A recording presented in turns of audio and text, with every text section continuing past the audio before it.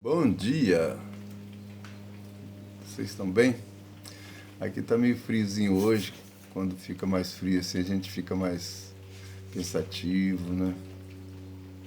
Você já passou fome? Você sabe, seus pais passaram fome, falaram com você sobre a fome? Eu queria fazer alguma meditação sobre isso hoje. Eu nunca passei fome não, graças a Deus. Meu pai me falava que ele passou fome, mas isso tem muito tempo.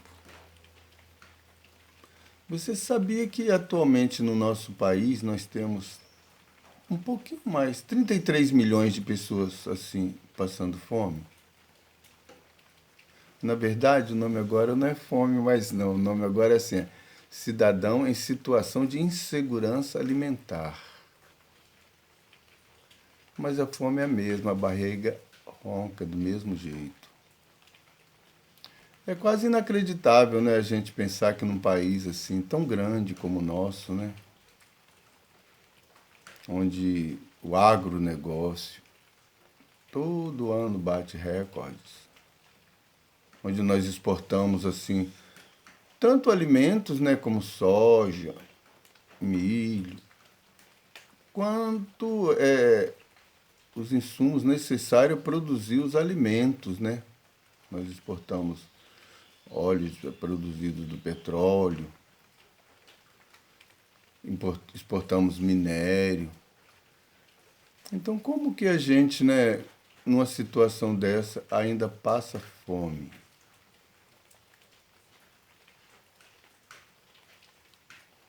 Isso aí nos leva assim a pensar sobre a concentração de renda. Porque veja bem, você vai no supermercado assim de bairro, ele ali tem muito mais funcionários proporcionalmente do que tem, por exemplo, numa fazenda imensa, né? De uma monocultura assim como por exemplo soja.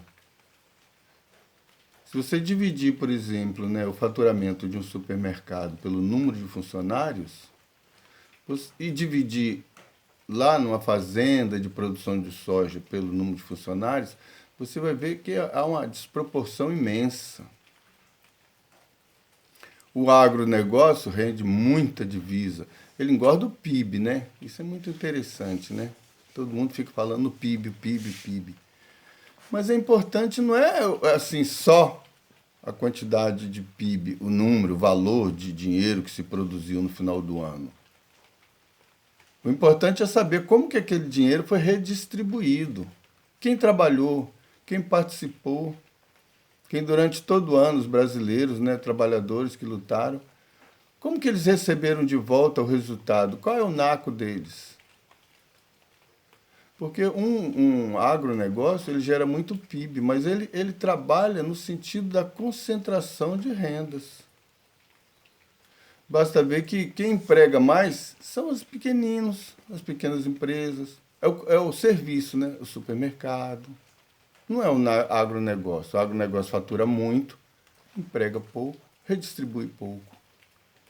E o pior de tudo é que muitas vezes, ou talvez até na maioria das vezes, preste bem atenção, esse PIB, esse monte de dinheiro gerado para o agronegócio, se viu ali né, para o dono da fazenda, né? Fazer uma bela viagem, trocar aquela bela caminhonete. E não raro, uma grande quantidade de dinheiro desse vai para fora do país. Vai para as offshores. Nome bonito, né? E pasmem, esses paraísos fiscais, onde os ricos né, guardam dinheiro, o rico não paga imposto nenhum sobre isso. Então, nessa concentração de renda aí, ela vai ajudando a crescer a fome dos brasileiros.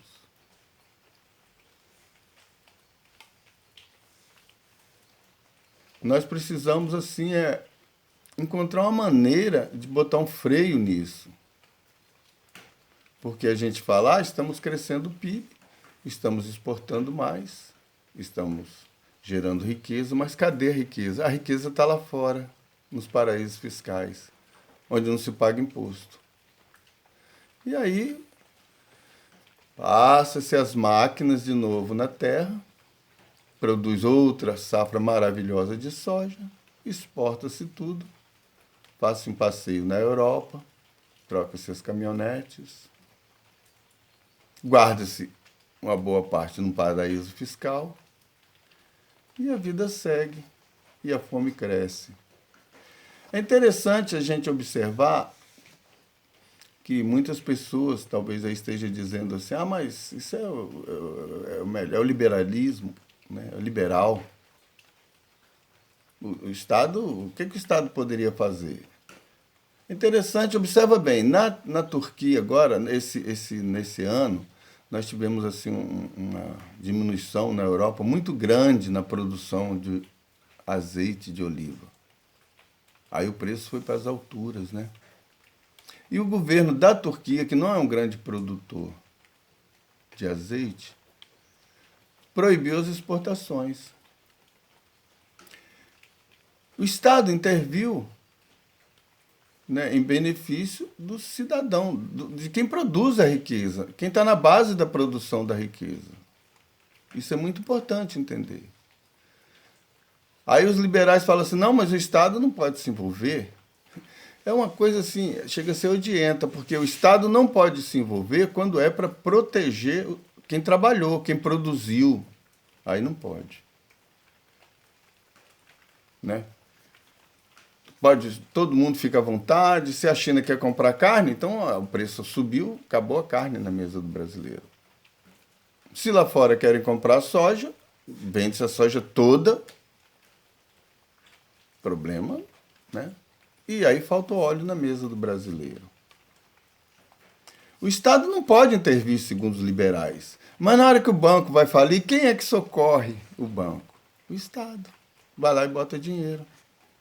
Quando uma grande empresa vai estar com problema, está falindo, está com dificuldades, muitas vezes oriundo dessas dificuldades até de certas malandragens, quem socorre? O Estado. Aí o Estado pode intervir.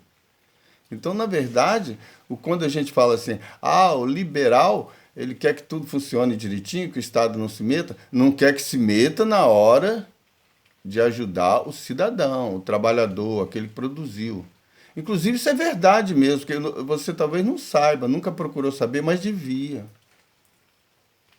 Que o Congresso Nacional, a maioria deles lá, vota contra os interesses do trabalhador. Eles não querem, por exemplo, que as offshores, que o dinheiro lá fora, produzido aqui dentro do país, quando retornar, pague imposto. Eles não querem isso, não. Eles querem o trabalhador cada vez numa situação pior e a fome, naturalmente, aumenta. Há uma necessidade, sim, de ter um equilíbrio, né? Essa questão de liberal aí é liberal só na hora dos outros. Porque na hora de ser protegido, aí o Estado intervém. Aí o Estado está do lado dos liberais. No Brasil, no caso, os ricos pagam muito menos impostos do que um trabalhador, do que um médico, do que um funcionário público. Isso não tem como, isso só tem uma forma de mudar. Porque tudo num país passa pelo Congresso. Nós precisamos mudar o Congresso. Nós precisamos aprender a votar. Nós precisamos cuidar mais de nossas vidas, de nossos filhos. E aprender a votar para mudar o Congresso, para aí sim ter um Congresso que represente a necessidade da grande maioria dos brasileiros, porque 1% dos brasileiros tem praticamente toda a riqueza do Brasil. E cada vez a coisa piora mais. Porque se deixar por conta dos tais liberais, isso só vai piorando. Então não adianta você, às vezes, ficar... às vezes você acha que é de direita, às vezes você acha que é de esquerda. Aí quando o da direita se dá mal, você dando a rir, o da esquerda você começa a rir. Para com isso. Vai cuidar da sua vida.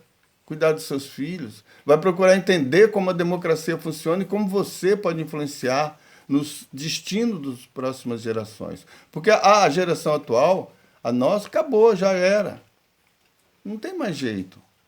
Com esse congresso que está aí, com essa turma que está aí, não. Nós temos que procurar o caminho do meio e procurar efetivamente um congresso que represente o brasileiro médio, o brasileiro pequeno. Mas você, às vezes, não estuda, não se preocupa em se informar, né?